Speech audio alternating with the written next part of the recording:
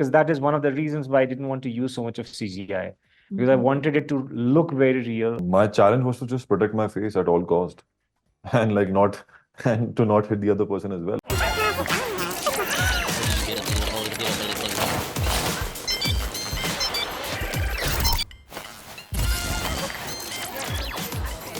Hi guys, nice to meet you. Hi. Hi. I'm Ana Manso from Malditos Nerds, Infobae in Argentina. First of all, congratulations on the international premiere of the movie. Thank you. Thank you so much. Did you ever think it will premiere in such different countries as Argentina, for example? No, never. When I was writing the story, I did not even think that it's going to travel so much. So it's a huge blessing that the film has traveled to so many different countries, and now it's coming to Argentina also. And why do you think we have such different cultures, yet this movie has something that feels like very universal, right, in its themes and in its format? So what do you think it is? What do you think is so universal about this movie? It's an emotional story. It's a story about relationships. So, wherever you are, in whichever part of the world you are, you will feel very strongly for your daughter, or you will feel very strongly for your husband or a wife or a girlfriend. So it's a universal emotion all over. Also, apart from that, the story is about these primal emotions, primal emotions: fear, love, rage, anger, happiness. So these emotions travel everywhere. These emotions are something which bind us together. So I feel that's the story about. Yeah, Action is just a part of it. It's just a part of it. The other part is the brutal action. So congratulations on that as well. Thank you. Lakshya, what were the physical challenges of this role? Physical challenge was to begin with, was to gain a lot of muscle mass and weight, because he wanted me to look bulky for the part, and I was somewhere around 76 kgs, which is around about 160 pounds, and he wanted me close to 180 pounds for that role. So I had to bulk up a lot of muscle for that part, eat a lot, and I'm not a big eater. I can't eat a lot, and I also lose weight very fast. So I had to eat a lot for that part. It is very funny that I wanted him to, gain weight, and when he gained weight, then I wanted him to lose weight. Yeah. So he just made me go through a very uncomfortable journey while filming. But regardless of that, the weight gain is one thing. Second was, of course, to learn this skill of martial art, because, of course, I know a little bit of it. I don't know the whole of it. I had taken some classes so many years back, couple of years back. But just to get into the skin of this character, because he's a trained commando, he needs to, every move of his, the way he stands, the way he walks, the way he, punches, everything needs to look a certain way.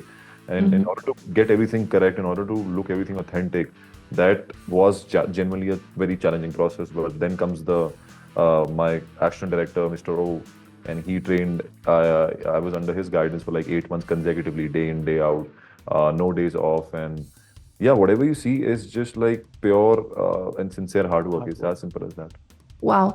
And that's the previous part of it. How was it filming? I mean, did you film on sets? It was a real train? Did you add CGI? How did you do it? No, so so there was very little CGI which we have used. We constructed.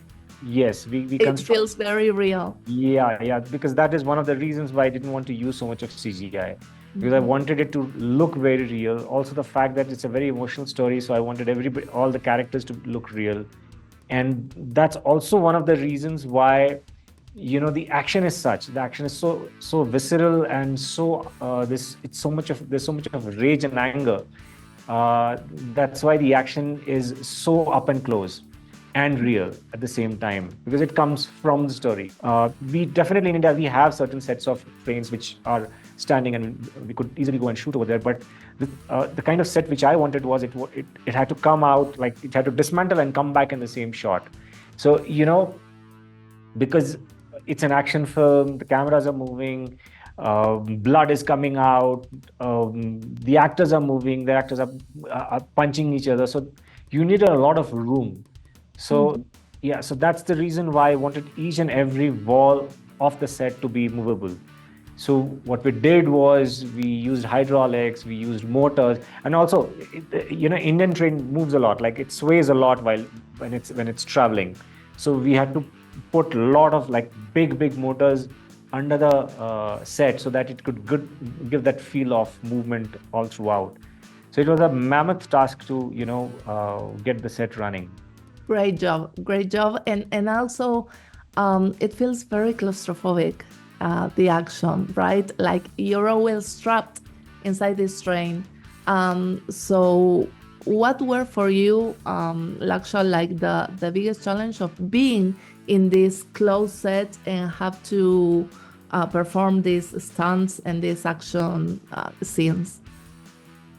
My challenge was to just protect my face at all cost, and to not hit the other person as well, because as you rightly mentioned, the space was so confined that there has to be, like, even in the toilet scene that you see in the trailer, there are 5 guys in that space. Like, it's hardly 4x4 also. It's like 4 foot and 4 foot vertically and 4 foot horizontally. So they're like, imagine 5 guys there in that small setup, and all of us are like 6 foot tall and like big guys, and just to make sure that we are not hitting each other for real, there's a cameraman right behind me. You have to be very aware of the camera and the man who's handling it. So the whole the geography of it was actually against us. Like, nothing was in our favor, but that was one of favor, like, because we were also working with so many emotional actors. They used to actually hit me, like, most of the scenes I've got several injuries, like, for real. And like that was the only challenge I had to face, just to protect myself at all cost, at all given points, and also just to make sure that nothing of it looks cool, and nothing of it should feel real. Everything that we are doing, even if it's a small punch, or I'm lifting a knife up, everything needs to have a purpose behind it. So nothing should look, we're just doing it to, make it look cool. Like to make a should style be a statement. Yeah, it should not be a statement. It should be, it's happening because it's the right thing to do in this given moment. Right. So that's the only, and sometimes in action films, they have this tendency to sway away from their purpose, and you end up working on the coolness aspect of it, which I get. And we have also tried to do it in here and there, but not fully. But so yeah, only challenge was to stay true to it, keep it real, and protect our faces. As simple as that. Right. Perhaps in that way is that it's very different from an American movie. So Nikhil, what do you feel? We talk about what's the common element, right? The universal element.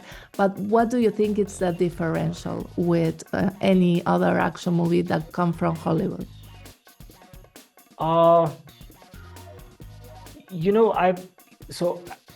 when I was doing when we were preparing for the action, we were trying to look for, so my entire direction department was trying to look for certain references for the action. And trust me, we did not find any reference anywhere, because it's an action film which is where there is Amrit and Viresh, who are trained commandos. So obviously they know martial arts, and they would perform martial arts. But the rest of the 36, 38 goons, they are street fighters. They do not know martial arts. Mm-hmm. Also they have very different kind of weapons. Some they have country-made revolvers, they have knives, they have hammers and stuff like that. So it's not something which they've used bags and suitcases to hit people. So so there are lots of things which are very different from the regular action films. So that kind of an action where there is a martial arts on one side and there's street fighting on the other side, and then there is an amalgamation of both these two. That's something which I couldn't find any reference for it. That's true. Yeah, so that's very different. Also, I feel that there was a very common feedback we got from a lot of people was that by the end of it, you can't make out who's the bad guy and who's the good guy. Rest I can't disclose why, but I Yeah. mean that's a very common feedback we got, that by the end of it we couldn't decide who's actually a bad guy or a good guy. Yeah. Also, that's also one of the differences, because normally in all kinds of films, not just Hollywood, but in all kinds Correct, of films, the villain is black and hero is white. Mhm. What I've tried to do is try to make the Make everybody villains human. also more human. Yes, and you did it. You did it. So the people will have to go to the cinema to watch it and judge it for themselves. Thank Yes. you guys so much for your time, and Thank it you. was a pleasure. Thank you to- so much. Thank you so much. Bye.